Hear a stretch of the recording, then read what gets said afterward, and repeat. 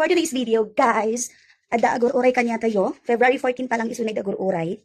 So, itatatak lang masama isunang i-video kasi dala pa nakidikalman. Kaya di ba makita? Sige. When, day tati agur-uray kanya kaan flowers and chocolate kundi makupin. Dahil ba nagdi 14, so itatakit ang kupinak met 10. Hala nga deta guys, adupay kupinak adapay di kwartok. Yes, adupay di kwartok. So, kaya makita? Let's go. Yes, dahil hindi ko pinakita parang alda ako. Makapalala dot. Ngayon, kailangan kasi luwas nga tayo obra, na ako ng obra. Tara, at gawin tayo.